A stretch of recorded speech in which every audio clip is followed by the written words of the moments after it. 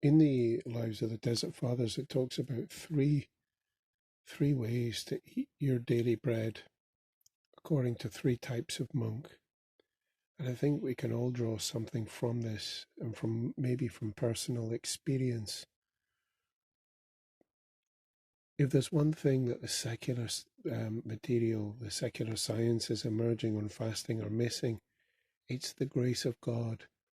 It's the beautiful healing grace of God that one encounters in divine liturgy as an Orthodox Christian.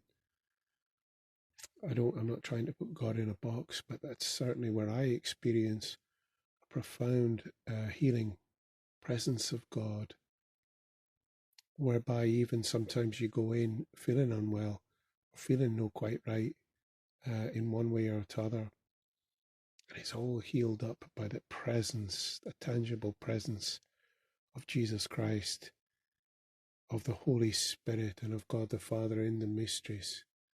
As one prays with the angels, as one stands in worship, prostrates with the angels and the saints in the presence of the Holy Trinity. This is our faith.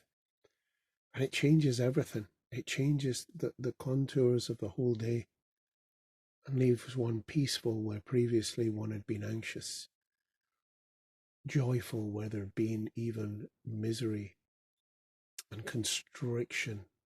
And instead there's a wonderful openness and love for people where there'd been animosity, tension, frustration.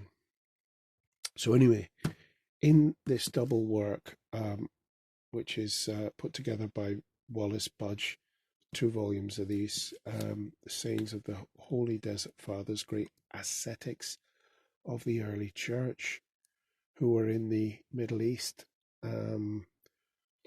until the rise of Islam, really, and after that too. But obviously that changed the dynamic of things as Islam gained the ascendancy. Now, they talk about three types of monk eating their bread. The first eats his bread, it says, like it was honey. And these are people who, it says, eat with fear, the fear of God, trembling and with spiritual love, and who pray without ceasing, whose prayer goes up like sweet incense. When you're in that state, it's all this talk of vitamins and minerals, excessive worldly worry about, what we eat in such a spiritual state. I am going to almost say it's secondary, because what is consumed is honey, is assimilated into our spiritual being, the body and the soul and the spirit perfectly united in God as Christ sits at table with us. The second type of monk are those who eat their bread as bread, it says. And these are those who confess and receive the grace of God which is given to him or her for these things. So those who are struggling, but who confess to God their sinfulness, and who receive the grace of God to struggle on. And they receive bread as bread, no harm. And then there's a third group who receive bread as dung. And these are those, it says, who complain. And these are monks, bear in mind.